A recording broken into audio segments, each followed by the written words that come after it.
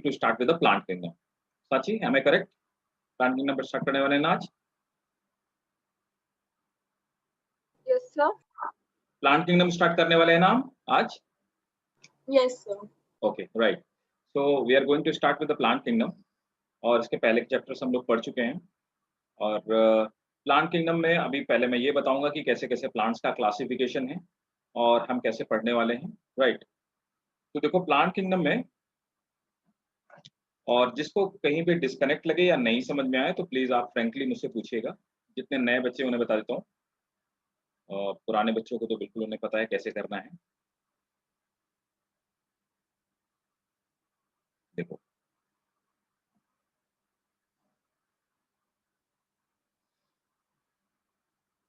देखो plant kingdom में क्या है कि हमने ये पढ़ा था, हमने स्टार्टिंग से, जब मैं आपको क्लासिफिकेशन पढ़ा रहा हूँ तब से मैं आपको ये बताते जा रहा हूँ कि जैसे सिक्स किंगडम क्लासिफिकेशन सिस्टम भी था, तो वहां पर भी हमने देखा था कि हम क्लासिफिकेशन को एवोल्यूशनरी बेसिस पे ले रहे हैं, है ना? वैसे ही सेम क्लासिफिकेशन यहाँ पे प्लांट का भी किया गया। तो प्लांट का भी जब क्लासिफिकेशन करते हैं, तो हम प्लांट किंगडम की जब बात करते हैं, तो प्लांट किंगडम के क्लासिफिकेशन में भी सेम चीज हम लोग फॉलो करते हैं, है ना? प्लांट,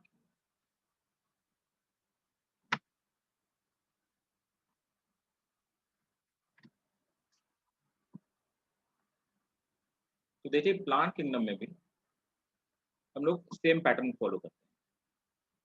तो यहाँ पर भी हम उन लोगों को, उन प्लांट के मेंबर्स को जो लोग पहले आए एवोल्यूशन में, मींस एवोल्यूशनरी सीक्वेंस में जिनका एवोल्यूशन पहले हुआ, उनको हम पहले रखते हैं, और जिन जो ज्यादा इवॉल्व हैं, जो बाद में आए, उनको हम बाद में रखते हैं। तो यही सीक्वेंस फॉलो करते हैं।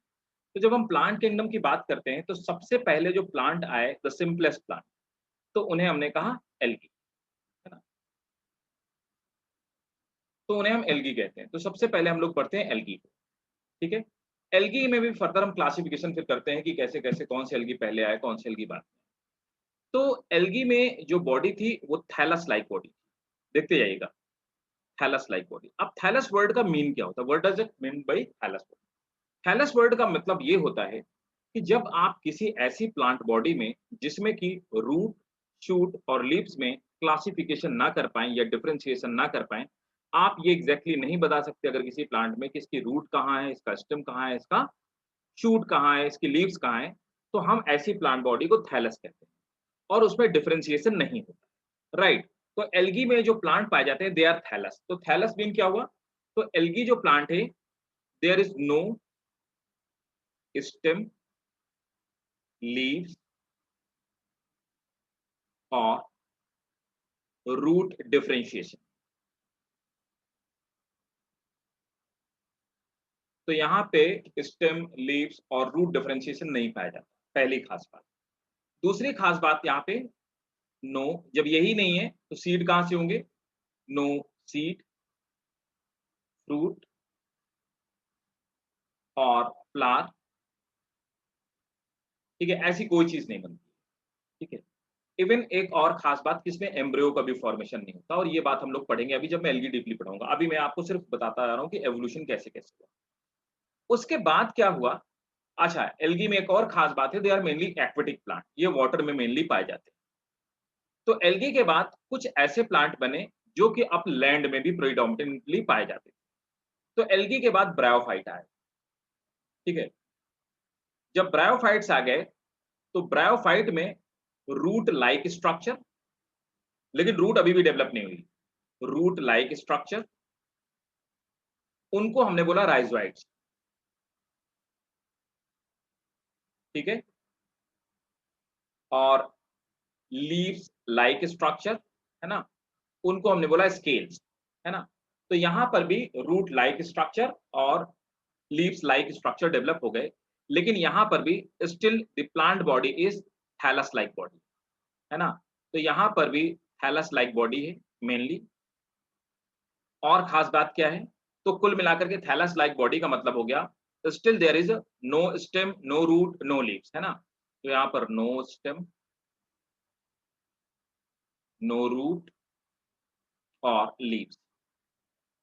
एक और खास बात, यहां पर नो वैस्कुलर सिस्टम, मतलब कि अभी भी जाइलम और फ्लोएम जैसी कोई चीज डेवलप नहीं हुई, ऊपर वाले में भी कोई वैस्कुलर सिस्टम नहीं पाया जाता, ठीक है?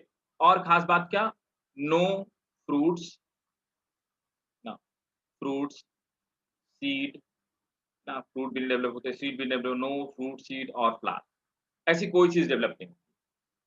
इसके बाद नेचर ने ऐसे प्लांट बनाए जो ब्रायोफाइट से ज्यादा टफ थे। अब सीधे सीधे लाइफ निकल करके, तो ब्रायोफाइट वो थे जो मॉइस्ट एरिया में पाए जाते थे, मींस सेमी एक्वेटिक। तो यहाँ पर इनको हम लोग एम्फीबियन कहते हैं, ब्रायोफाइट्स के एम्फीबियन ऑफ प्लांट किंगडम कहते हैं। ब्रायोफाइट्स के बाद नेचर ने ऐसे प्लांट बनाए जो लैंड में रहने के लिए और ज्यादा सुटेबल। अब आते हैं टेरिडोफाइट्स। टेरिडोफाइट्स टेरिडोफाइट्स में क्या है, यहाँ पर वेल डेवलप्ड स्टेम, लीव्स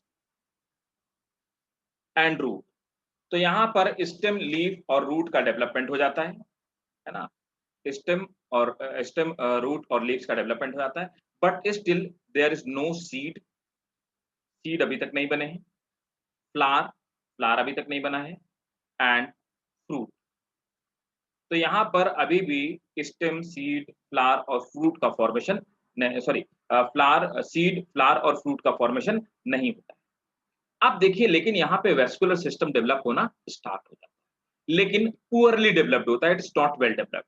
ठीक है, so poorly developed, poorly developed vascular system. तो यहाँ पर वैस्कुलर सिस्टम का पुअर डेवलपमेंट हो जाता है, और इस पुअरली डेवलप्ड वैस्कुलर सिस्टम को हम लोग बोलते हैं स्टील या स्टीलर सिस्टम, है ना। इसको स्टील कहा जाता है। तो यहाँ पे एक वैस्कुलर सिस्टम डेवलप होता है जिसको हम लोग स्टील कहते हैं। ठीक है, तो अब आप देखते जाएंगे धीरे धीरे धीरे धीरे एडवांसमेंट होता जा रहा है प्लांट में, है ना। और ये मेनली कहाँ पाए जाते हैं, they are mainly terrestrial plant. अब देखिए, चौथे नंबर पर हमारे आते हैं, अब धीरे धीरे डेवलपमेंट और ज्यादा स्टार्ट हो गया, और चौथे नंबर पर जो हमारे आते हैं वो है जिम्नोस्पर्म। जिम्नोस्पर्म, तो जिम्नो मीन्स होता है नेकेड और स्पर्म मीन्स होता है सीड, है ना। इसीलिए इन्हें जिम्नोस्पर्म कहा जाता है। अब जिम्नोस्पर्म की खास बात क्या थी, well developed, well developed stem, root, leaves, seeds are present.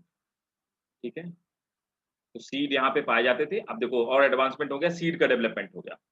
अब सीड के बाद फिर क्या हुआ, दूसरी खास बात क्या होती है, developed, developed xylem and phloem, means दोनों को मिलाकर हम लोग क्या बोलते हैं, वैस्कुलर सिस्टम। तो यहाँ पे जो इनमें वैस्कुलर सिस्टम है वो डेवलप हो गया।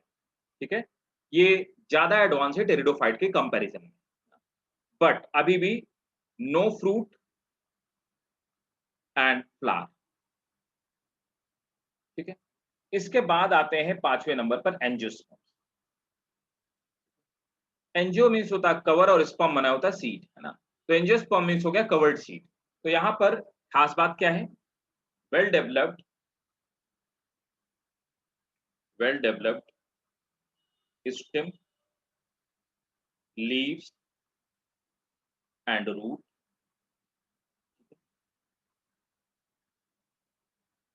Seeds, fruit and flowers are present.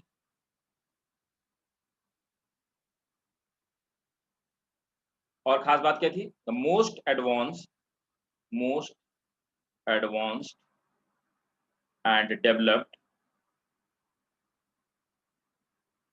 Vascular system. तो सबसे ज्यादा एडवांस और डेवलप्ड वैस्कुलर सिस्टम, है ना। तो यहाँ पर इस तरह से अब डेवलपमेंट आ जाता है। तो सभी जितनी सारी कंडीशंस पाई जाती हैं डेवलपमेंट की, वो सब इनमें पाई जाती है, right. That's how the development of plant taken place, और यही क्लासिफिकेशन सिस्टम। अब बताइए, सबको क्लियर है, प्लांट क्लासिफिकेशन सिस्टम समझ में आया कैसे कैसे हुआ? यस ठीक है? सर। क्या आप लोगों ने नोट किया इसको? Yes sir. Yes sir. Slide दिखा दीजिए। अच्छा हाँ, फर्स्ट स्लाइड दिखा देता हूँ। अच्छा, नए वाले बच्चों को समझ में आया? इजी था। यस जी सर। सर, जी सर। नए में कौन कौन से? Adnan is new one. अच्छा, अदनान इज न्यू वन। अच्छा, और कौन कौन है?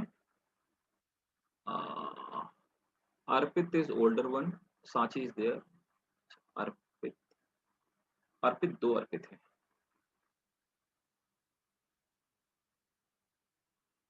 आप में से किसकी इसकी पहले फर्स्ट क्लास है? एक तो अदनान को तो मैं समझ गया, अदनान के अलावा कोई और है जिसकी फर्स्ट क्लास है?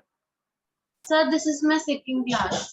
अच्छा, अंशिका, ओके, श्योर सेकंड। सो समझ में आया अदनान और अंशिका दोनों लोगों को? Yes. जी सर, जी सर। तो नोट कर लीजिए फर्स्ट स्लाइड, जब फर्स्ट स्लाइड हो जाए मुझे बताना सेकंड स्लाइड, आप इसको नोट करते आइए।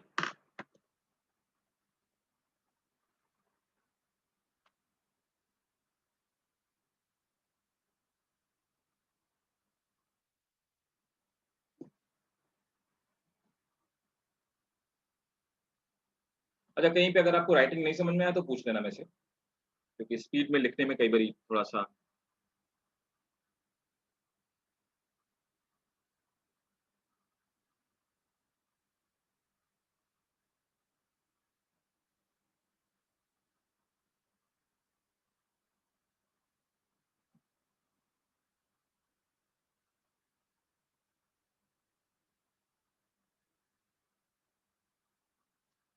सर जिम्नोस्पर्म में फ्रूट सीड नहीं होगा ना? नहीं, जिम्नोस्पर्म में फ्रूट्स नहीं होते हैं। सर उसका एग्जांपल ग्रास है ना? जिम्नोस्पर्म नहीं, ग्रासेस तो सबसे एडवांस है, वो एंजियोस्पर्म में मोनोकॉट है ग्रासेस, है ना। जिम्नोस्पर्म साइकस देखा आपने? साइकस सब वो नहीं पता, लेकिन 9th क्लास में वो पढ़ा था, पाइन ट्री की लीव्स होगी। हाँ, मैं भी बता देता हूँ, पाइनस साइकस, पाइनस सिड्रस जितने होते हैं ना, वो सब जिम्नोस्पर्म्स हैं। मतलब आप ये मान के चलिए कि आप माउंटेन्स में जब भी जाते हैं तो जो भी आपको दिखाई देते हैं, most of the plant are like more than 90% plants are gymnosperm. Cedrus, pinus जितने भी होते हैं, इनमें कोन्स पाए जाते हैं, वो सब जिम्नोस्पर्म्स हैं। सर तो और वो बहुत सिर्फ यही टाइप्स है प्लांट किंगडम में? क्या क्या सर? ये 5 टाइप्स है प्लांट किंगडम में? हाँ, 5 टाइप है प्लांट किंगडम में, यही सबसे एडवांस है। और एडवांस में फर्दर हम क्या करते हैं, ये नोट कर ले सबने स्लाइड, ये वाली? Yes, sir. ठीक है, नेक्स्ट वाले भी नोट कीजिए। अब देखो, इसमें एंजियोस्पर्म्स को फर्दर हम 2 पार्ट में डिवाइड कर देते हैं, डाइकॉट और मोनोकॉट। और उसमें मानते हैं कि मोनोकॉट सबसे ज्यादा एडवांस है। मोनोकॉट में मेनली आते हैं जो क्रॉप प्लांट्स होते हैं, जैसे राइस हो गया, व्हीट हो गया, और ग्रासेस आती हैं, वो सब मोनोकॉट है। और आज की डेट में जितने सबसे ज्यादा एडवांस प्लांट जो पाए जाते हैं, वो सब जिम्नोस्पर्म हैं। जो भी हमको आज दिखाई देता है प्लेन्स पे, they all are gymnosperm, sorry angiosperm, they all are angiosperm. जो भी हमें प्लेन्स पे दिखाई देता है, वो मैंगो हो गया, वो नीम हो गया, वो बनियान हो गया, वो पीपल हो गया, एवरी डैम प्लांट जिसमें फ्रूट्स और फ्लावर आते हैं, वो सब एंजियोस्पर्म। इसे नोट करके एक बार मुझे बताइए, फिर हम लोग आगे चलते हैं, स्टार्ट करते हैं algae. Sir, I've noted it. Note it down, okay, great. Sir, हाँ जी बेटा, बोलो। सर एल्गी और ब्रायोफाइटा सर दोनों को हम थैलेस लाइक स्ट्रक्चर बोलेंगे। हाँ, एल्गी और ब्रायोफाइटा में दोनों में थैलस लाइक स्ट्रक्चर है। अभी मैं थोड़ा सा ज्यादा और डिटेल में पढ़ाऊंगा ना, तो बात हमें और क्लियरली समझ में आ जाएगी। एक्चुअली ब्रायोफाइटा में जब हम लोग ज्यादा एडवांस ब्रायोफाइटा में बात करते हैं, है ना, जब हम मॉसेस पे आ जाते हैं, तो मॉसेस में लीफ जैसे स्ट्रक्चर डेवलप हो जाते हैं, वो तो लीफ जैसे दिखाई देने लगते हैं, लेकिन वहां पर भी थैलस लाइक बॉडी ही होती है ना। तो थैलस को हम लोग 2 पार्ट में डिवाइड करते हैं, गैमेटोफाइट और स्पोरोफाइट, है ना। तो वो थोड़ा सा और क्लियरिटी आ जाएगी जब हम लोग इसकी लाइफ साइकिल देखेंगे, है ना। अभी यहाँ पर इवन आप देखोगे कि जब हम एल्गी का पढ़ेंगे ना, तो एल्गी में भी देखते हैं कि सबसे पहले कौन एल्गी आया, तो सबसे पहले रेड आए, सबसे बाद में कौन आए, ग्रीन आए, है ना। तो फर्दर एल्गी के अंदर भी ऐसे ही ये एवोल्यूशनरी सीक्वेंस है, और ब्रायो के अंदर भी ऐसे एवोल्यूशनरी सीक्वेंस है, ठीक है। Okay sir. ओके, तो ये था हमारा, ये तो मैंने आपको एक तरह से ब्रीफ कर दिया, जिससे कि आपको एक क्लियर पिक्चर बन जाएगी कि आखिर डेवलपमेंट हुआ कैसे।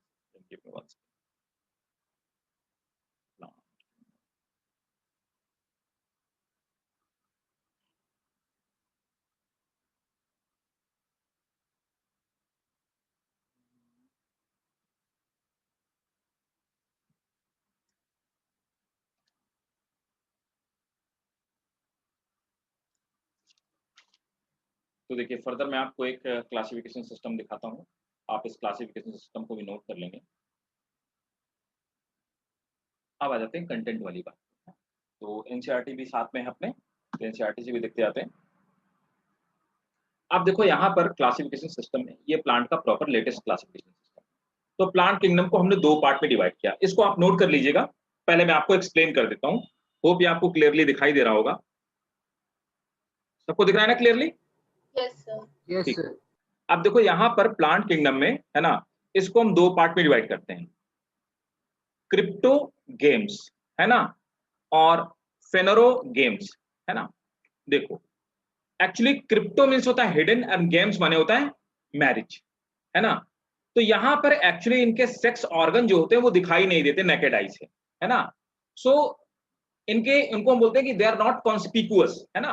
तो यहाँ पर क्रिप्टो गेम्स वो होते हैं, दे हैव स्मॉल और hidden sex organ. Rather than small, I would like to say they have very small and hidden sex organ. Phanerogames means they have conspicuous, है ना, conspicuous sex organ. तो conspicuous sex organ मतलब conspicuous organs वो होते हैं, जो conspicuous चीजें वो होती हैं जिनको आप अपनी naked eye से देख सकते हैं। तो they have conspicuous sex organ. और ये भी हम कह सकते हैं कि they have well developed sex organ. They have well developed sex organ, है ना। तो इनमें वेल डेवलप्ड सेक्स ऑर्गन पाए जाते हैं, कॉन्स्पिक्यूअस दिखाई देने वाले सेक्स ऑर्गन पाए जाते हैं, है ना। देखो ना फ्लावर में हम लोग देख पाते हैं कि पिस्टिल कहाँ पे है, स्टेमन कहाँ पे, आसानी से हमें दिखाई देता है, लेकिन ऐसा कुछ भी आपको एल्गी और ब्रायोफाइटा में नहीं दिखाई देगा, ठीक है। तो फर्दर क्रिप्टोगेम, तो प्लांट किंगडम को 2 पार्ट में बांटा, क्रिप्टोगेम्स एंड फेनेरोगेम्स। क्रिप्टो एक्चुअली क्या है, क्रिप्टोगेम्स ये क्या है, एक तरह से ये एक लैटिन वर्ड है। आप भी देखिए ना आजकल आज की डेट पे सबसे मॉडर्न करेंसी आप बोलते हो क्रिप्टो करेंसी, बहुत बच्चे जानते हैं, सबको आपको पता होगा क्रिप्टो करेंसी, सुना होगा ना, क्रिप्टो करेंसी सुना है ना, है ना। Yes, sir. यस तो सर।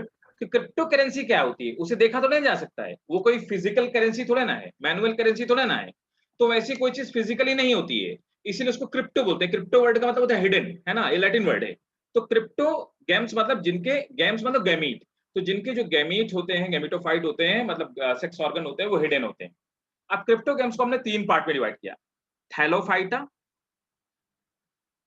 ब्रायोफाइटा और टेरिडोफाइटा। देखिए यहाँ पे थैलोफाइटा में एक्सक्लूसिवली एल्गी को रखा गया है, ब्रायोफाइटा को थैलोफाइटा से हटा देगा। द रीजन बिहाइंड इट, क्योंकि मैंने आपको बताया कि सबसे एडवांस जो ब्रायोफाइट है मोसेस, उनकी थैलस लाइक बॉडी की जगह उनमें लीफ लाइक स्ट्रक्चर और रूट लाइक स्ट्रक्चर डेवलप हो जाता है, राइट। तो प्रॉपर प्योरली जो थैलस लाइक बॉडी पाई जाती है वो एल्गी में पाई जाती है ना। और ब्रायोफाइटा में भी अभी हम मैं बताऊंगा, हिपैटिकोप सीधा वो थैलस लाइक बॉडी है, और मोसेस जो होते हैं उनमें थोड़ा सा प्लांट जैसे स्ट्रक्चर पाया जाता है, अभी ज्यादा क्लियर हो जाएगा। और टेरिडोफाइटा, फर्दर थैलोफाइटा को हमने बांटा एल्गी, फंजाई और लाइकेन। यहां पर आप एक काम करिए, मैं इनफैक्ट मैं खुद में इसको हाइड कर देता हूं आपके लिए, तो आप यहां इसको नहीं नोट करो,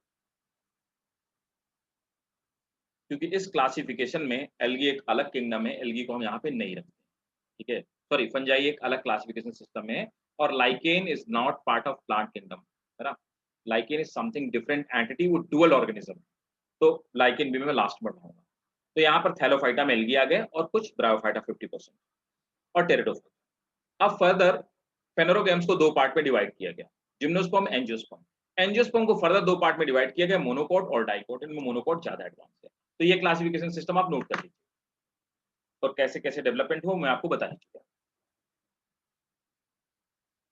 तो इसलिए सबसे पहले यहाँ पर आया आपका एल्गी, दूसरे नंबर पर आपके ब्रायोफाइट्स आए, तीसरे नंबर पर आपको टेरिडोफाइट आए, चौथे नंबर पर जिम्नोस्पर्म आए, और 5वें नंबर पे, है ना।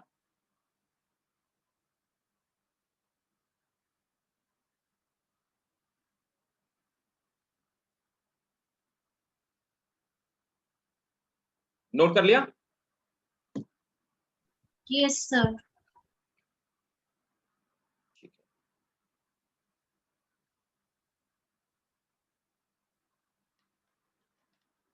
अब सबसे पहले हेडिंग डालेंगे एल्गी।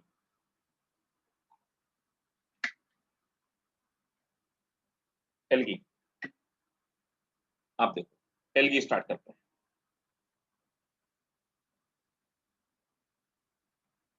किसी को कहीं पे भी कोई कंफ्यूजन हो आप पूछते जाइएगा, डोंट हेजिटेट, नेवर एवर। तो एल्गी में सबसे पहले आ जाते हैं। अब आप समझिए एल्गी होते क्या है।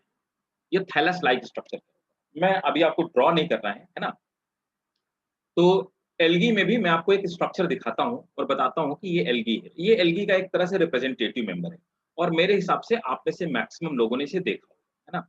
तो एल्गी का एक रिप्रेजेंटेटिव मेंबर है। ये क्या है? इस प्लांट का नाम है, ये कोई एनिमल नहीं है। ये दिखाई तो इंसेक्ट की तरह दे रहा है, लेकिन ना ही इंसेक्ट है, ना ही कोई एनिमल है। ये कौन है? ये है क्लेमाइडोमोनास, है ना? ये क्लेमाइडोमोनास है और ये ग्रीन एल्गी है। अभी आपको ना स्क्रीनशॉट लेना है, ना ही नोट करना है। अभी सिर्फ आपको समझना है। समझना बहुत इम्पोर्टेंट है। देखो, इसमें कहीं पे भी आपको नहीं समझ में आएगा कि कहीं पे रूट है, लीफ है, इनफैक्ट ये प्लांट जैसा दिख भी नहीं रहा है ना? तो यहाँ पर आप देखेंगे, इसमें सबसे बाहर की तरफ आप देखेंगे यहाँ पे सेल वॉल मौजूद है ना? सबसे बाहर सेल वॉल मौजूद है। उसके अंदर आप देखेंगे कि प्रोटोप्लाज्म ये मौजूद है ना? ये प्लाज्मा मेम्ब्रेन दूसरे नंबर पर, सेल वॉल के बाद जो अगली लेयर है वो प्लाज्मा मेम्ब्रेन है ना? बिल्कुल प्लांट के जैसा ही, तो ये प्लाज्मा मेम्ब्रेन है और प्लाज्मा मेम्ब्रेन के बाद आप देखेंगे अंदर ये क्लोरोप्लास्ट है। ये जो पूरा ग्रीन ग्रीन आपको दिखाई दे रहा है, कप शेप क्लोरोप्लास्ट पाया जाता है। तो ये क्लोरोप्लास्ट हो गया इसका, है ना? ये तीसरे नंबर पे। चौथे नंबर पे ये इसकी न्यूक्लियस हो गई, गोल्गी कॉम्प्लेक्स हो गया, स्टार्च ग्रैन्यूल, माइटोकॉन्ड्रिया पाए थे। ये पायरेनॉइड्स पाई जाती हैं, फूड स्टोरिंग बॉडी होती हैं पायरेनॉइड्स, है ना? तो ये हो गई आपकी। और यहाँ पर ये इसमें सिलिया, ये फ्लैजिला जैसे स्ट्रक्चर पाए जाते हैं, है ना? तो ये कहीं पे भी प्लांट जैसा नहीं दिखाई दे रहा। तो ये स्ट्रक्चर, ऐसे स्ट्रक्चर क्या हैं? ये थैलस है ना? इनको हम थैलस बोलेंगे, इन्हें हम प्लांट लाइक बॉडी नहीं बोलेंगे या इन्हें प्लांट नहीं बोल सकते, नहीं कह सकते कि they are plant like bodies.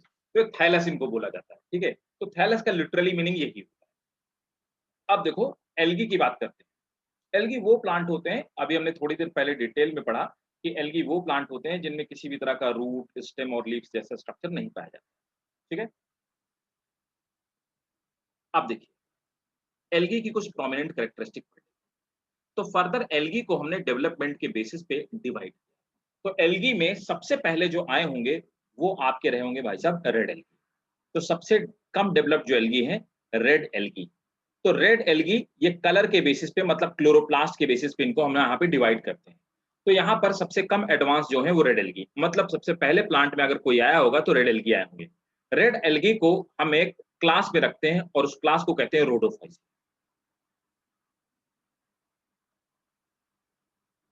ठीक है? दूसरे नंबर पर आपके आते हैं, इसके बाद आते हैं ब्राउन एल्गी। ये आपके ब्राउन कलर के होते हैं। ब्राउन एल्गी को हम लोग एक दूसरे क्लास में रखते हैं और इसे कहते हैं फियोफाइसी, ठीक है? थर्ड नंबर पर आते हैं ग्रीन एल्गी।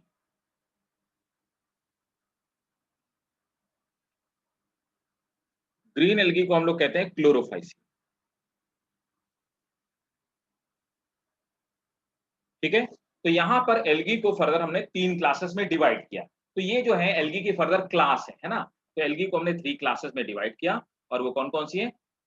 सबसे पहले आए रोडोफाइसी, फियोफाइसी और क्लोरोफाइसी। रोडोफाइसी में हम लोग रेड एल्गी को रखते हैं। अब एल्गी की बाकी कैरेक्टरिस्टिक क्या होती हैं? देखिए, एल्गी में कभी भी तो सबसे पहले क्या है? They have thallus like body, है ना? मैं लिखवा दूंगा, अभी बता देता हूँ। दूसरी बात क्या है? They have no embryo like structure. तो यहाँ पर एम्ब्रियो का डेवलपमेंट नहीं होता है, तो एम्ब्रियो लाइक स्ट्रक्चर यहाँ पे नहीं पाया जाता है, ठीक है? और दूसरी खास बात क्या होता है? दे नो वैस्कुलर बंडल, है ना? जाइलम और फ्लोएम जैसे कोई चीज डेवलप नहीं होती, नो वैस्कुलर बंडल। एक और खास बात समझ लीजिए, they have no mechanical tissue. किसी भी तरह का मैकेनिकल टिश्यू एल्गी में नहीं पाया जाता है, मैकेनिकल टिश्यू। तो यहाँ पर ये चीजें नहीं पाई जाती, ठीक है? चलो नोट करो, ऊपर नोट कर लीजिए। तो algae is divided, algae is divided in further 3 classes. Algae is divided in further 3 classes. Red algae, Rhodophyceae, brown algae, Phaeophyceae, and green algae, Chlorophyceae. Next point. The algae have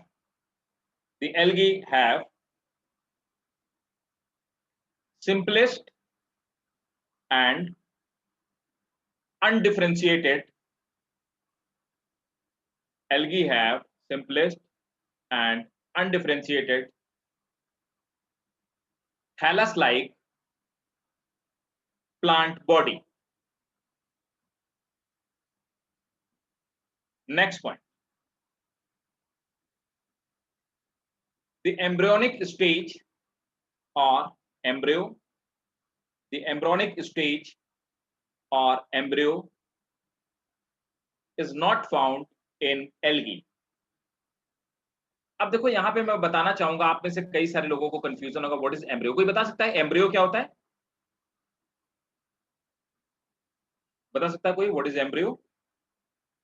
नहीं, देखो, तो इसीलिए जो चीजें आपको नहीं आया करे आप फ्रैंकली पूछा करिए। देखिए क्या होता है कि यहाँ पर फीमेल सेक्स ऑर्गन से, तो यहाँ पे मेल सेक्स ऑर्गन से, मेल सेक्स ऑर्गन और फीमेल सेक्स,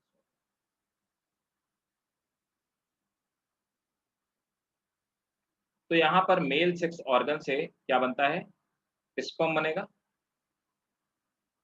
और फीमेल सेक्स ऑर्गन से एग का फॉर्मेशन। तो अब क्या होता है, एग और स्पर्म, मैं अभी नॉर्मल बात कर रहा हूँ, तो एग और स्पर्म ये आपस में क्या करते हैं, ये फ्यूज हो जाते हैं। एग और स्पर्म आपस में फ्यूज होकर के जाइगोट का फॉर्मेशन है ना।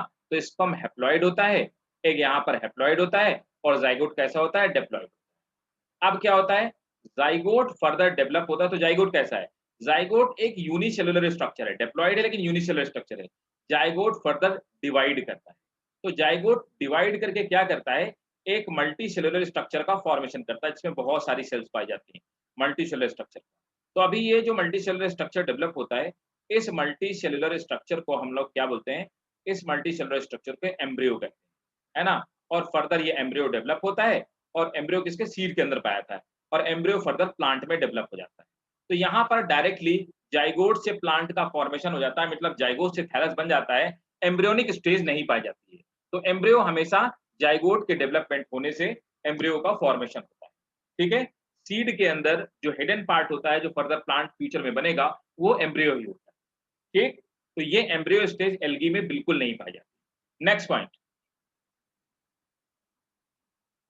the vascular system and conducting tissues, vascular system and conducting tissues like xylem and phloem,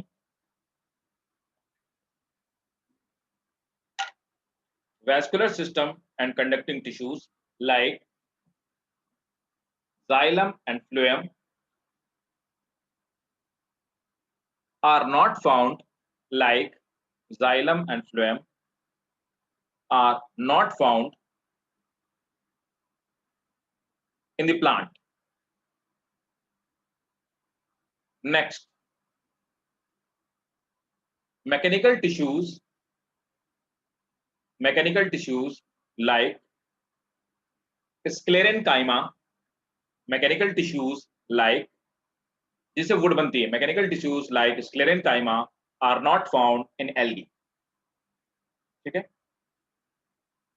अब सबसे पहले, अच्छा नेक्स्ट पॉइंट लिखेंगे,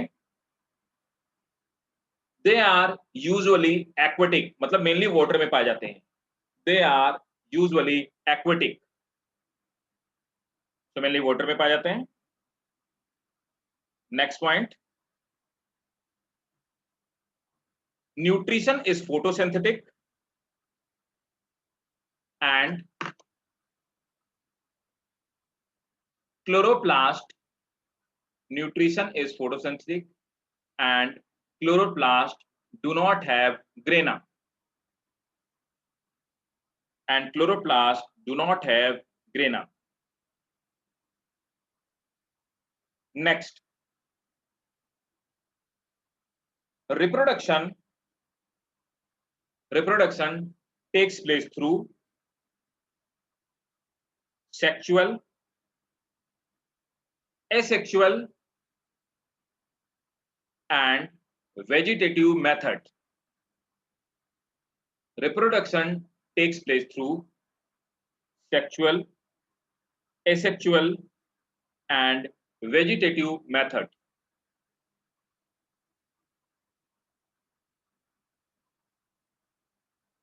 next point, algae are the first plant existed on the earth. अब पहला पॉइंट डालिए, पहली हेडिंग डालिए, और सबसे पहले हम लोग पढ़ेंगे क्या, रेड एल्गी, है ना। तो रेड एल्गी में हम लोग पढ़ेंगे रोडोफाइसी। इसमें सर, हाँ जी, बताओ सर बेटा। आपने बोला था कि बीच में कि the chloroplast do not have grana, तो सर ग्रेना क्या था? राइट राइट, गुड, चलो मैं बताता हूँ। सर ग्रेना की स्पेलिंग भी बता दिएगा। हाँ ठीक है, मैं इनफैक्ट मैं आपको बताता हूँ ग्रेनाई क्या होते हैं ना। तो देखो क्या है, ये हम लोग सेल बायोलॉजी में और डिटेल में पढ़ेंगे, अभी आपका जो सेल बायोलॉजी वाला चैप्टर है। तो प्लांट की जो लीव्स होती है ना, तो लीव्स में ये प्लांट की अपर पार्ट वाली जो लीव्स होती हैं, ये इस तरह की लीव्स होती हैं। ये जो लीव्स होती हैं, इनको बोलते हैं प्लांट की लीव्स को मीजोफिल लीव्स, मीजोफिल लीव्स। आप ये जान के चलिए कि ये मीजोफिल लीव्स, ये वही लीव्स हैं, they are sorry mesophyll cells. Plant की जो अपर सेल्स हैं उनको हम मीजोफिल सेल्स कहते हैं। तो मीजोफिल सेल्स ये वही पार्ट हैं जो मेनली फोटोसिंथेसिस परफॉर्म करते हैं, है ना। तो mesophyll cells they are upper cells, या ये दे आर फोटोसिंथेटिक सेल्स। तो लीव्स में फोटोसिंथेटिक जो सेल्स पाई जाती हैं उनको हम मीजोफिल सेल्स कहते हैं। मीजोफिल सेल्स के अंदर, है ना, तो ये मीजोफिल सेल्स इस तरह की होती है,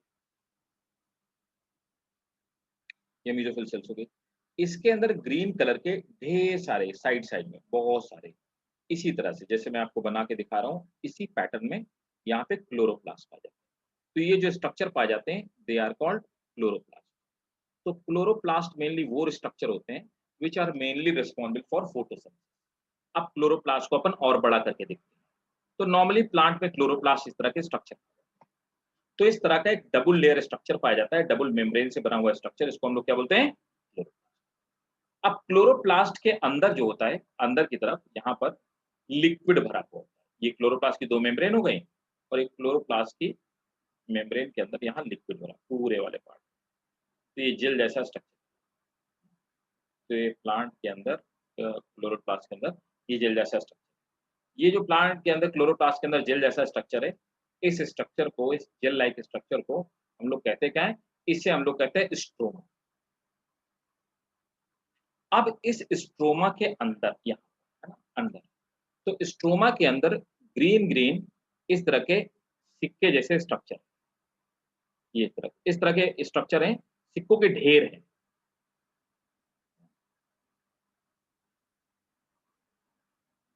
ठीक है, ये जो सिक्कों के ढेर हैं, इन ढेर को हम लोग क्या बोलते हैं, इन्हीं को हम लोग बोलते हैं ग्रेना। तो ग्रेना में जो एक सिक्का है, एक कॉइन है, उसको अपन क्या बोलते हैं, इसको भाई साहब, है ना। तो ग्रेना, ग्रेना बहुत सारे सिक्कों से मिलकर बना, कॉइन से मिलकर बना है। तो ये ग्रेना जिन सिक्कों से, जिन कॉइन से मिलकर बना है, इनको भाई साहब हम लोग बोलते हैं थैलाकॉइड। एक मिनट, थैलाकॉइड, है ना। इन थैलाकॉइड के अंदर एक केमिकल भरा हुआ है, ग्रीन कलर का केमिकल। तो थैलाकॉइड के अंदर यहाँ पे एक ग्रीन केमिकल, इस ग्रीन केमिकल को हम बोलते हैं क्लोरोफिल। और यही वो केमिकल है जिसकी वजह से फोटोसिंथेसिस की रिएक्शन होती है। तो क्या होता है, इस तरह के स्ट्रक्चर, अब क्लोरोप्लास्ट तो मतलब ये स्ट्रक्चर तो पाया जा रहा है ना एल्गी में, लेकिन इन स्ट्रक्चर के अंदर ग्रेना नहीं पाया जा रहा। तो क्लोरोफिल ऐसे फैला हुआ है स्ट्रक्चर। क्लियर है, क्लियर है फिर, समझ आया? Yes sir. ठीक Yes, है, sir. नोट कर लीजिए, जिसको इसको नोट करना हो आप इसको नोट कर लीजिए, और इसको और डिटेल में इसका कैसे फंक्शन करता है, क्या क्या केमिकल स्ट्रक्चर होता है, ये सब कुछ हम लोग पढ़ेंगे सेल बायोलॉजी वाले part.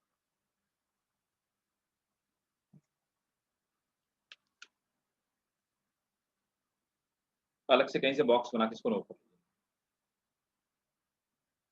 So chlorophyll is that chemical which provide green color to plant, and this chemical is found inside chloroplast. तो chloroplast एक ऑर्गेनेली है और chlorophyll एक केमिकल।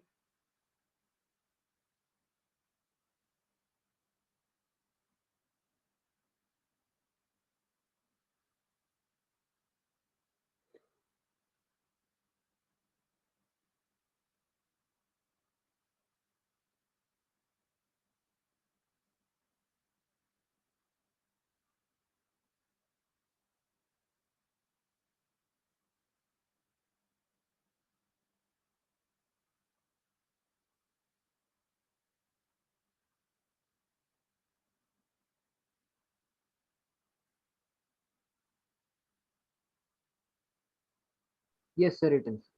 ठीक है, डन, ठीक है, ओके। अब आ जाते हैं किसमें, रेड एल्गी में। तो चलिए अब रेड एल्गी, तो रेड एल्गी में मैं आपको पहले रेड एल्गी का कोई प्लांट दिखा देता हूँ, कोई रेड एल्गी का स्ट्रक्चर दिखा देता हूँ, है ना। तो पहले प्लांट स्ट्रक्चर, तो नेक्स्ट हेडिंग आप लोग डालेंगे रेड एल्गी। तो रेड एल्गी को हमने क्या कहा, इसका क्लास क्या है, रोडोफाइसी।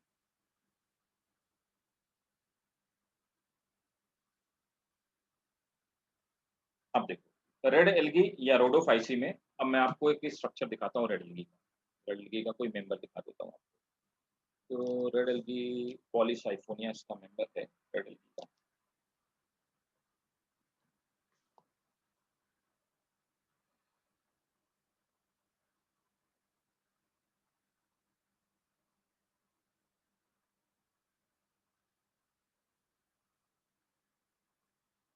देखो ये प्लांट है, ये पॉलीसाइफोनिया, ये प्लांट है, ये रेड एल्गी है। और मैं इसका नाम बता देता हूँ, प्लांट का नाम है पॉलीसाइफोनिया, ये वाला, ये प्लांट है। अब आपको ये प्लांट जैसा दिख रहा होगा या नहीं दिख रहा है, दिस इज पॉलीसाइफोनिया।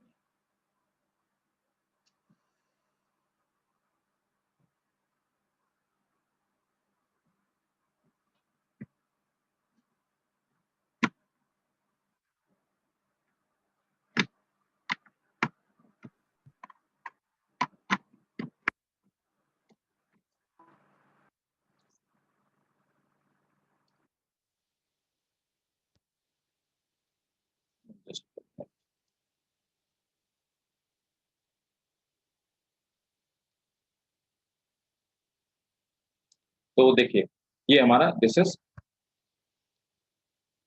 पॉलीसाइफोनिया, तो ये पॉलीसाइफोनिया प्लांट। और इसमें इस तरह की बीच में ये इसका जो मेन वाला पार्ट सिस्टम तो कह नहीं सकते, कैलस लाइक बॉडी है। तो ये कॉर्टिकल साइफन, जिनको सेल्स को साइफन बोलते हैं, तो इस तरह से कॉर्टिकल साइफन्स का मिलकर बना हुआ होता है, ठीक है।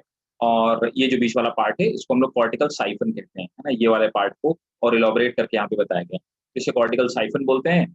और साइड के आप देखेंगे ये कॉर्टिकल सेल्स हैं, बाहर वाली छोटी सेल्स हैं, है ना। फिर बीच वाली सेल थोड़ी सी, बीच वाला जो पार्ट है उसको हम कॉर्टिकल साइफन बोलते हैं, है ना, ये वाला पार्ट, और बड़ी सेल्स है। तो इस तरह से बना हुआ होता है। तब तक आप जान लीजिए ये पॉलीसाइफोनिया प्लांट है जो आपको दिख रहा है। अब रेड एल्गी के बारे में नोट करिए। चलिए first point,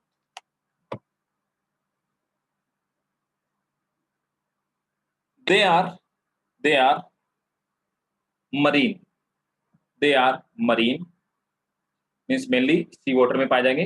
they are marine except a very few fresh water, except a very few fresh water members.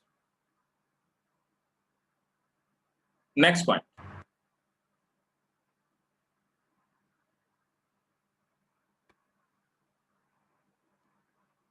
बहुत इंपॉर्टेंट है। The motile or flagellated forms are absent. Motile और फ्लैजिलेटेड, मोटाइल मीन्स मोशन करने वाले, जैसे gamete नहीं होते हैं जिनमें फ्लैजिला पाए जाते हैं, मोटाइल और flagellated forms are absent from life cycle. Motile और flagellated forms are absent from life cycle. Important है, ये क्वेश्चन पूछा हुआ क्वेश्चन है नीट का, ठीक है। Next point, cell wall is made up of cellulose. Third point है, cell wall is made up of cellulose and pectic compound, and pectic compound, calcium का बना हुआ कंपाउंड होता है, and pectic compound. Next point, some red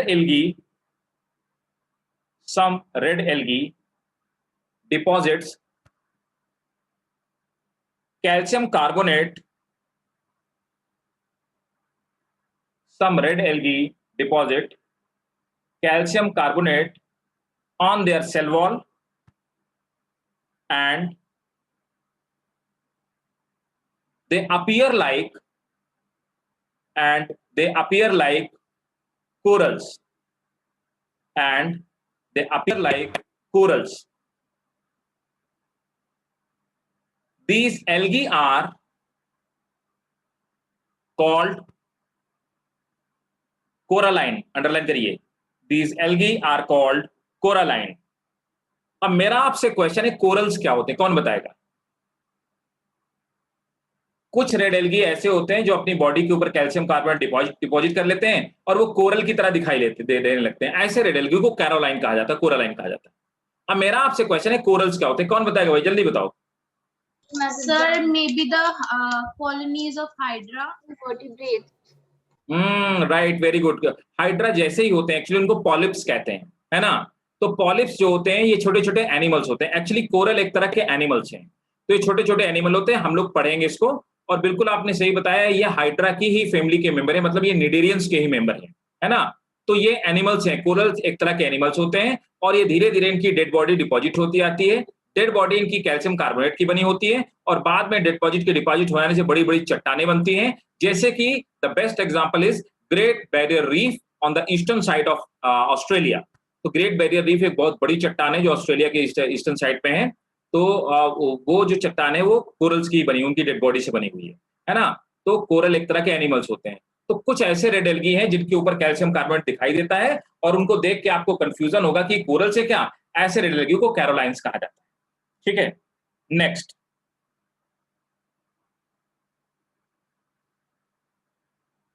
The red algae contain chlorophyll A. The red algae contain chlorophyll A, chlorophyll A, chlorophyll D, chlorophyll A, chlorophyll D, and they also contain phycoerythrin. They also contain phycoerythrin and phycocyanin. They also contain phycoerythrin and phycocyanin, which gives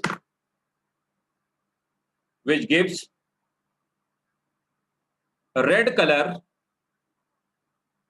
to green, which gives red color to red algae.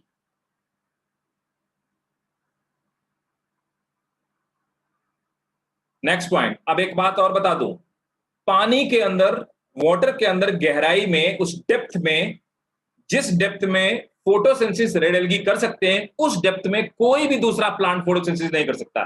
जितनी light की low frequency में red algae photosynthesis करने की capability रखते हैं, इतनी कम frequency में कोई भी दूसरा प्लांट फोटोसिंथेसिस नहीं कर सकता। तो नोट करेंगे, red algae reach the maximum depth in sea. Red algae reach maximum depth in sea where no other type of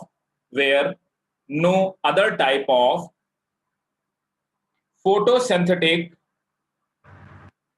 organism can grow, where no other type of photosynthetic organism grow.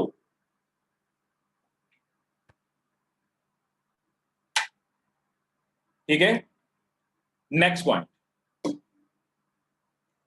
जहां पर किसी भी plant में point में confusion हो, एकदम बिल्कुल frankly पूछते जाइएगा, है ना। कॉन्सेप्ट यहीं पे क्लियर कीजिए। तो आपसे एक क्वेश्चन पूछा जाएगा कि रेड एल्गी में रेड कलर कौन इंपार्ट करता है, तो आपका आंसर होगा फाइकोएरिथ्रिन और फाइकोसाइनिन। ठीक है, next. The food reserve in red algae is Floridian starch. The food reserve in red, the food reserve in red algae is Floridian starch. Next point. Asexual reproduction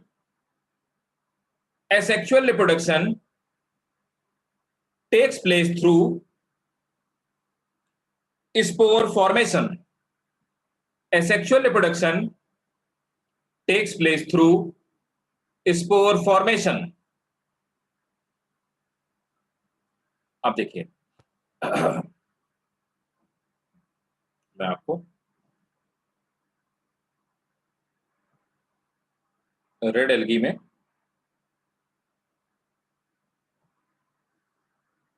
अब देखो, कभी भी जब हम एल्गी में पढ़ेंगे ना, है ना, तो अब रेड एल्गी की अभी बात करेंगे, अभी आप नोट नहीं करिएगा, है ना। जब हम सेक्सुअल रिप्रोडक्शन की बात करते हैं तो एल्गी में सेक्सुअल रिप्रोडक्शन 3 तरह से हो सकता है ना, किसी भी एल्गी में। अभी रेड एल्गी की बात नहीं करी, अभी मैं सब एल्गी की बात कर रहा हूं, है ना। तो एल्गी में सेक्सुअल रिप्रोडक्शन 3 तरह से हो सकता है। पहला होता है आइसोगैमस। देखो आपको ही पता है, आइसो का मतलब होता है सिमिलर और गैमस का मतलब गैमीट। मतलब यहां पे मेल और फीमेल गैमीट आप बता नहीं पाएंगे कि मेल गैमीट कौन सा और फीमेल गैमीट कौन सा। दोनों फिजिकली, है ना, मतलब कि दिखने में, और फिजियोलॉजिकली मतलब कि एक्टिविटी में सिमिलर होते हैं। तो फिजिकली और फिजियोलॉजिकली दोनों गैमेट सिमिलर होते हैं। ऐसे रिप्रोडक्शन को, सेक्सुअल रिप्रोडक्शन को आइसोगैमस कहते हैं। दूसरा होता है भाई साहब एनाइसोगैमस। एनाइसोगैमस क्या होता है? एनाइसोगैमस में आप देखिए, जो मेल वाला होता है ये छोटा होगा, है ना, तो मेल वाला छोटा होगा और ज्यादा एक्टिव होगा। लेकिन जो फीमेल वाला गैमीट होगा ये साइज में थोड़ा सा बड़ा होगा और ये कम एक्टिव होगा। तो फिजिकली भी डिफरेंट होगा और फिजियोलॉजिकली भी डिफरेंट होगा, है ना। तो दिस इज फिजिकली डिफरेंट, है ना, मेल इज स्मॉल और फीमेल इज लार्जर। थर्ड है ऊगैमस। जो लोग फंजाई पढ़ चुके हैं उनको मैं बता चुका हूं। ऊगैमस में क्या होगा, male is very small and very active, female is not mobile, है ना, ये फीमेल गैमिट हो गया, and this is not mobile. और ये कैसा होगा, ये इमोबाइल होगा and very large and non motile. और मेल यहाँ पे मोटाइल होगा और स्मॉल होगा, ठीक है। तो यहाँ पे सेक्सुअल रिप्रोडक्शन 3 तरह से होता है, आइसोगैमस, एनाइसोगैमस और ऊगैमस, ठीक है। जिसको नोट करना हो नोट कर सकते हैं। तो ये पूरी एल्गी की बात हो गई। अब रेड एल्गी में नोट करो। In red algae sexual reproduction is oogamous। ये वाला थर्ड वाला टाइप होता है रेड एल्गी में। In red algae the sexual reproduction is oogamous where male gamete is called spermatium। तो मेल गैमीट को हम लोग बोलते हैं spermatium and female gamete is called carpogonium. Male gamete is called spermatium and female gamete is called carpogonium.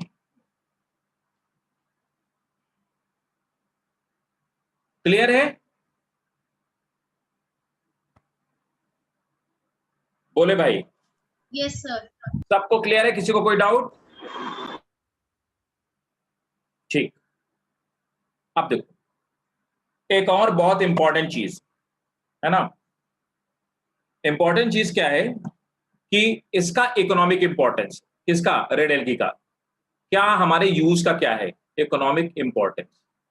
NEET में बहुत frequently ये questions पूछे जाते हैं इसके इकोनॉमिक इंपॉर्टेंस। तो इकोनॉमिक इंपॉर्टेंस क्या है, इससे हम लोग क्या निकालते हैं, वी एक्सट्रैक्ट अगर, इससे हम लोग अगर निकालते हैं। अब अगर कहां पे यूज किया जाता है, ये यूज किया जाता है जेली बनाने में, यूज्ड इन जेली, और पडिंग्स बनाने में यूज किया जाता है, क्रीम बनाने में यूज किया जाता है, चीज बनाने में यूज किया जाता है ना, यहां पे इसका यूज किया जाता है, ठीक है। अगर is extracted from green algae sorry, agar is extracted from red algae and used to make jelly, puddings and creams, full stop. It is extracted from Giladium. उस रेड एल्गी का नाम क्या है? It is extracted from Giladium and Gracilaria. It is extracted from Giladium and Gracilaria. Next, कारा green, एक और compound इससे हम लोग निकालते हैं. कारा green is extracted from red algae, used in chocolate,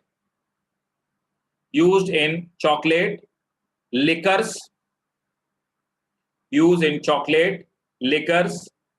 ice cream and paint. ये सब बनाने में यूज किया जाता है कारा ग्रीन. ठीक है. It is extracted from Chondrus. ये जिस एल्गी से निकालते हैं उसका नाम Chondrus है. थर्ड है फ्यूनोरी. फ्यूनोरी is also extracted from red algae. फ्यूनोरी कैसा होता है? It is a glue. ये तीनों प्रोडक्ट, अगर कारा ग्रीन और फ्यूनोरी, तीनों प्रोडक्ट आप याद रखिएगा और आप देखिएगा कि नीट के एग्जाम में कितनी बार पूछे गए, बहुत बार पूछे गए. So this was all about the red algae. अब किसी को कोई कंफ्यूजन हो तो बताइए. हम लोग रेड एल्गी के सभी कैरेक्टरिस्टिक पढ़ चुके हैं. कोई डाउट किसी को? No sir. अदनान, समझ में आया बेटा? जी sir. Arpit, Ayushi? Yes sir.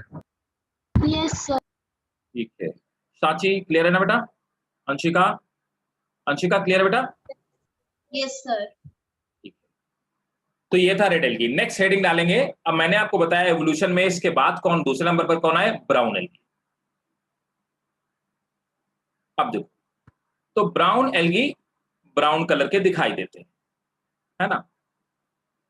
और हम लोग इसको बोलते हैं फियोफाइसी. इसे हम फियोफाइसी, है ना? तो ब्राउन एल्गी को हम लोग रखते हैं जिस क्लास में, उसको हम फियोफाइसी कहते हैं. और ब्राउन एल्गी में जो लार्ज ब्राउन एल्गी होते हैं, इनको हम लोग क्या बोलते हैं? लार्ज ब्राउन एल्गी को कहा जाता है केल्प. इसका मतलब होता है सीवीड कहते हैं, है ना? ये सबसे बड़े एल्गी होते हैं, लार्जेस्ट एल्गी, है ना? मैं आपको इनमें से किसी एक रेड एल्गी का, ब्राउन एल्गी का डायग्राम दिखाता हूं.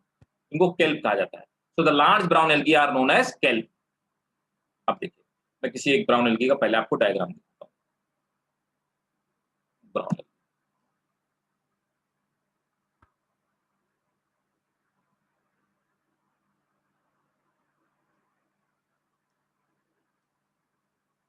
ये इस तरह के होते हैं, है ना? अब ये प्लांट के जैसा तो नहीं होता, ये बहुत बड़े बड़े साइज के होते हैं. इवन आप समझिए ये 100 मीटर तक हो सकते हैं, 40 मीटर के, 30 मीटर के 100. अब इतना बड़ा एल्गी और बिना किसी मैकेनिकल टिश्यू के खड़ा कैसे हो सकता है? तो इनको खड़े होने की जरूरत नहीं होती. एक्चुअली क्या होता है, इसमें इस तरह के बबल्स पाए जाते हैं. तो इनमें इस तरह के बबल्स, इनको क्या बोलते हैं? ब्लैडर्स बोलते हैं. इन्हें बोलते हैं ब्लैडर्स. तो इन ब्लैडर की मदद से क्या होता है, ये क्या करते हैं, इनमें क्या मिलती है? बायोन्सी मिलती है. तो इनको बायोन्सी मिलती है जिससे तैरते रहते हैं. ये थैलस लाइक बॉडी हो गई. नीचे वाला पार्ट जिसकी मदद से ये फ्लोर में चिपके होते हैं उसको होल्ड फास्ट कहते हैं. ये वाला पार्ट जिसकी जो ये स्टेम जैसे, उसको स्टाइप्स बोलते हैं. और ये स्टाइप्स के ऊपर ये इस तरह के यहाँ पे ब्लैडर्स पाए जाते हैं जिसकी हेल्प से फ्लोट करते हैं. राइट, नोट करिए, स्क्रीनशॉट ले लो, आप नोट कर लीजिएगा. सो brown algae, they contain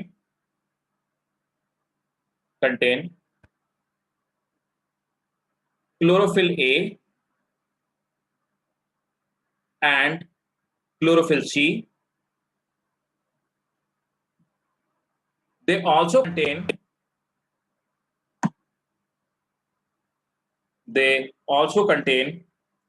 fucoxanthin. They also contain fucoxanthin, which gives them, they also contain fucoxanthin, which gives them brown color,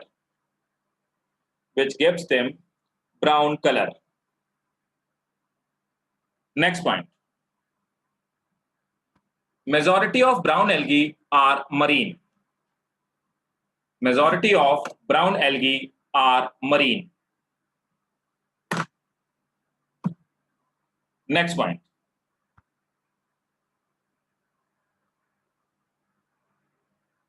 Unicellular forms are absent. मतलब कोई भी brown algae unicellular नहीं होता. Unicellular forms are absent in brown algae. Star बना के लिखिए. Unicellular forms are absent in brown algae. Next point. So unicellular. Unicellular forms are absent. Unicellular forms are absent in brown algae. Next point. Brown algae contain the largest algae, full stop. These giant algae are called kelp. These giant algae are called kelp. Full stop. इसी में लिखेंगे. The largest kelp is Macrocystis. The largest kelp is Macrocystis, which may be 40 to 100 meter in height. The largest kelp is Macrocystis, which may be 40 to 100 meter in height. And Nereocystis. And Nereocystis, ये जो आप जिसका diagram देख रहे हैं, ये diagram है laminaria का, है ना. Nereocystis, सॉरी, ये मैक्रोसिस्टिस का ही है. Nereocystis is 20 to 30 metre in height. ये डायग्राम है इसका माइक्रोसिस्टिस का ही, ये वाला.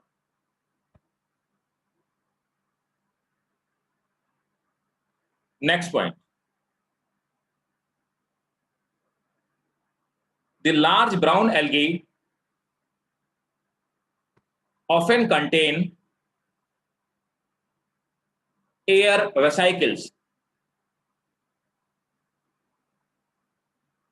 Often contain air vesicles, which provide them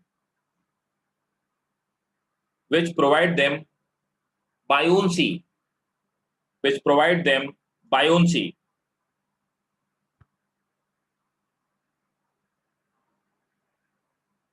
Next point.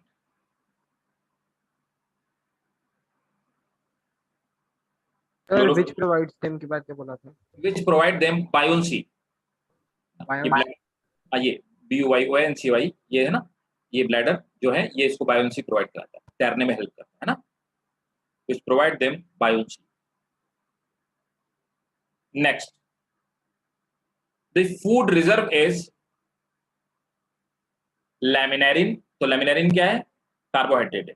Food reserve is laminarin and lipid. Food reserve is laminarin and lipid. Next point.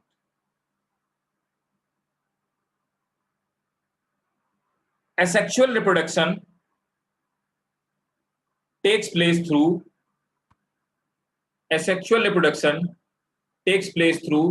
both motile and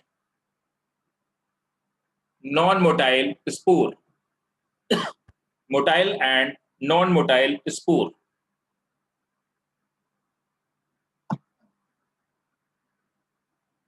Sexual reproduction is isogamous. Sexual reproduction is isogamous, है ना, दोनों gamete same जैसे हो सकते हैं, anisogamous और oogamous, तीनों तरह का हो सकता है. Sexual reproduction is isogamous, anisogamous and oogamous. ठीक है. अब एक और आपको खास बात बता दूं, आयोडीन कहीं पे नहीं पाया जाता. आयोडीन हमें ब्राउन एल्गी से मिलता. नोट करेंगे, पूछा हुआ क्वेश्चन है, कई बार भी पूछा हुआ क्वेश्चन है. Iodine is extracted from brown algae,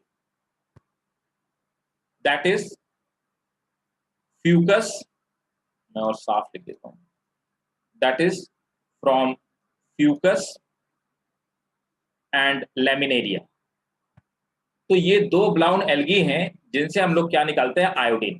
question पूछा जाता है. Next, potash is extracted from, यही दोनों, macrocystis. Potash is extracted from macrocystis and nereocystis.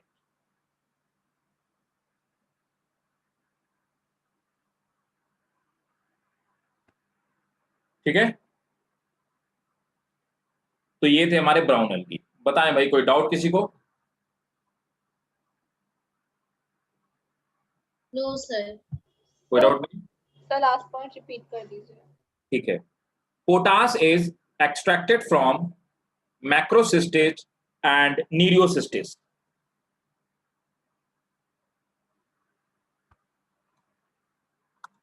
ठीक. तो हम लोगों ने ब्राउन एल्गी पढ़ लिया. अब नेक्स्ट में आ जाते हैं, दैट इज ग्रीन एल्गी.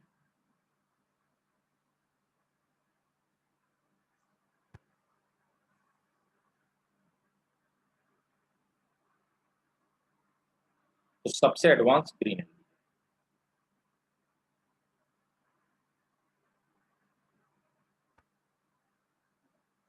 ठीक है. अब देखो, ग्रीन एल्गी क्या है ना. आप ग्रीन एल्गी को हम लोग किस क्लास में रखते हैं, तो हम इसे बोलते हैं क्लोरोफाइसी.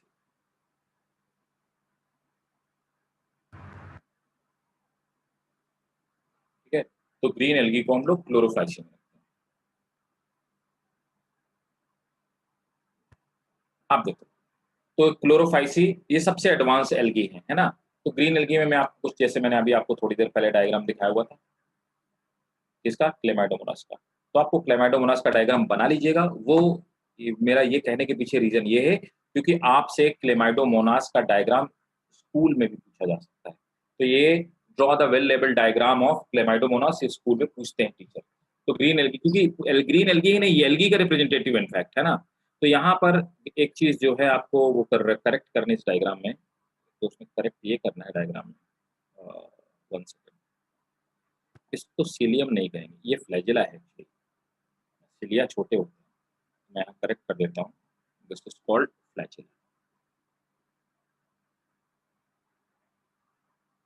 इसको फ्लैजिला कहेंगे.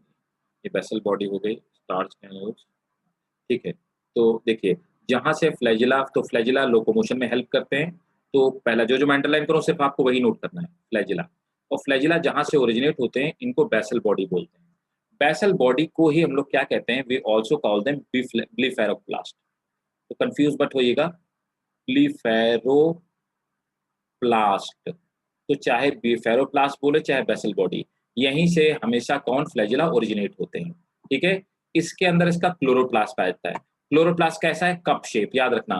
तो कप शेप, यहाँ पे ग्रीन एल्गी में एक खास बात है, मैक्सिमम का क्लोरोप्लास्ट का सबका शेप अलग अलग होता है. तो कप शेप्ड क्लोरोप्लास्ट पाया जाता है यहाँ पे, है ना. ये देखो, ये कप के शेप का है. फिर आते हैं यहाँ पे आई स्पॉट. आई स्पॉट क्या है, ये फोटो सेंसर है. ये इनको ये सेंसिटिविटी देती है कि कब लाइट है या लाइट नहीं है. तो ये लोग क्या करते हैं, रात के समय पे, शाम के समय पे ये चले जाते हैं बॉटम की तरफ. क्लेमाइडोमोनास जैसे सनराइज होता है, ये सब ऊपर की तरफ आ जाते हैं सरफेस में, ताकि फोटोसिंथेसिस की जा सके और मैक्सिमम लाइट ऑब्टेन की जा सके. तो ये हेल्प करता है आई स्पॉट. यहाँ पर पायरेनॉइड पाया जाता है। पायरेनॉइड फूड स्टोर करने वाली बॉडी है। जो अंडरलाइन करो बस वही आपको नोट करना है। ये प्लाज्मा मेम्ब्रेन हो गई, और ये स्टार्च ग्रैन्युल छोड़ दो, ये न्यूक्लियस हो गया, ये इसकी सेल वॉल हो गई, और ये कॉन्ट्रैक्टाइल वैक्यूल हो गया जिससे वेस्ट वाटर ये बॉडी से बाहर निकलता है। बस इतना आपको नोट करना है। इसका स्क्रीनशॉट ले लीजिए या फिर आप नोट कर लीजिए जैसा आपको सुटेबल लगे। जी बेटा। सर इसका नाम भी लिख दीजिए स्क्रीन। अच्छा नाम ठीक है, मैं इसका नाम भी लिख देता हूँ। मैं थोड़ा सा बड़ा बड़ा से लिख देता हूँ।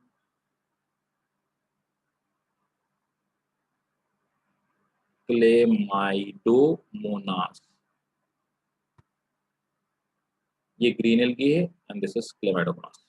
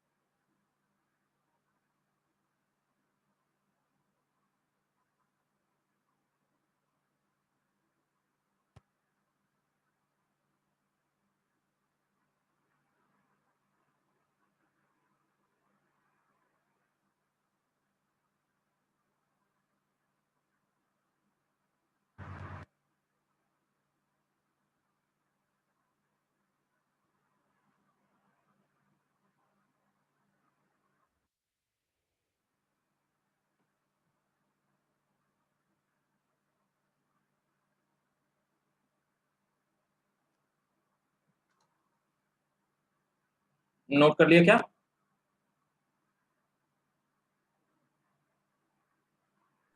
Yes sir. ठीक है, तो चलिए नोट करना स्टार्ट कीजिए। Green algae contain chlorophyll A and green algae contain chlorophyll A and chlorophyll B। अब देखो क्लोरोफिल बी सबसे एडवांस क्लोरोफिल है जो आज की डेट में लैंड प्लांट में पाया जाता है। Chlorophyll a and chlorophyll b as photosynthetic pigment. Next, they are found in all type of habitat। They are found in all type of habitat like water, soil, walls and rocks। Soil, water, soil, walls and rocks। Next point, इसमें एक example है, एक exception है। They all are photosynthetic but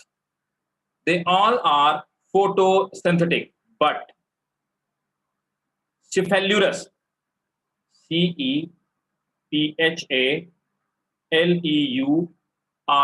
Cephallurus, Cephallurus is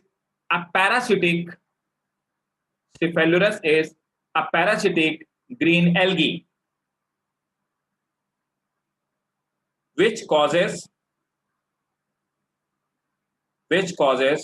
rust of tea and coffee। ये T और coffee में एक disease फैलाती है, उसको रस्ट कहते हैं, है ना।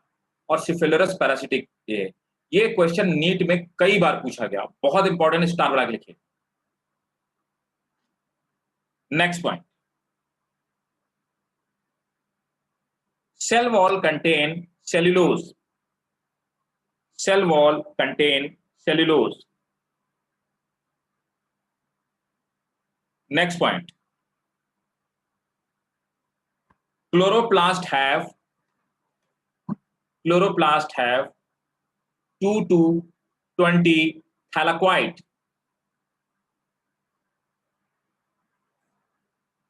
Chloroplast contain 2 to 20 thylakoid। Next point. Food reserve is starch.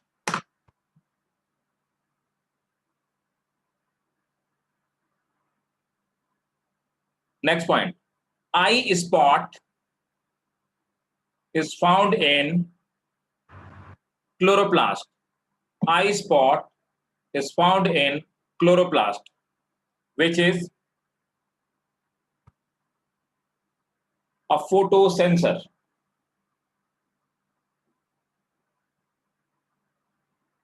Which is a photosensor. Next point.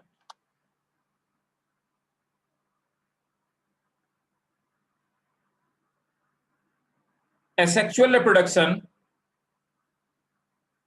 takes place through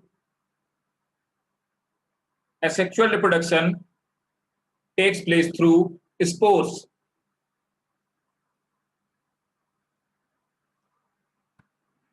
Next, sexual reproduction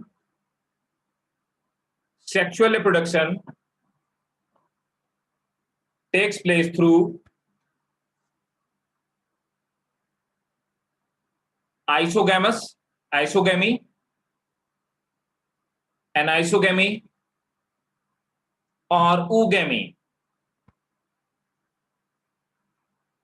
Sexual reproduction takes place through isogamy, anisogamy and oogamy.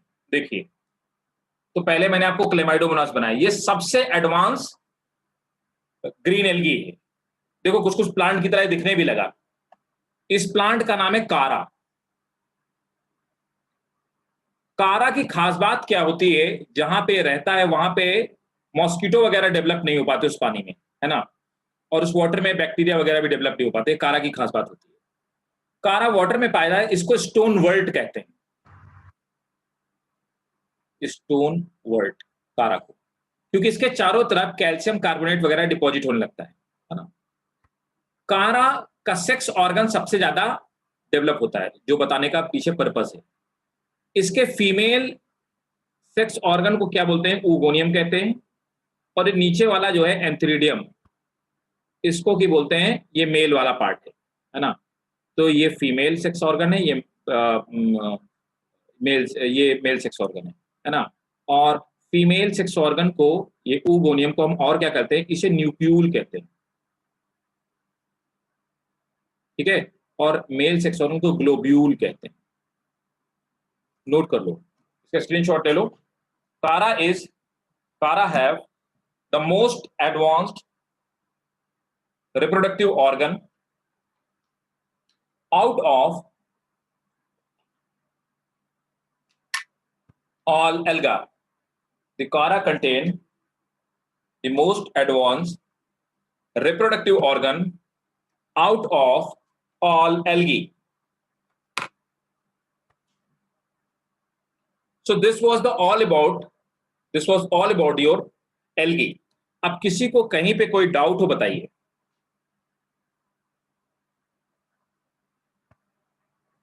तो कारा वो green algae है जिसमें सबसे advance, या सभी algae में भी ये सबसे एडवांस होता है ना।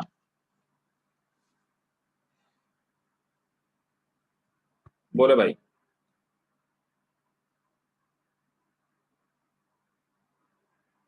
बोलो भाई, कोई डाउट किसी को?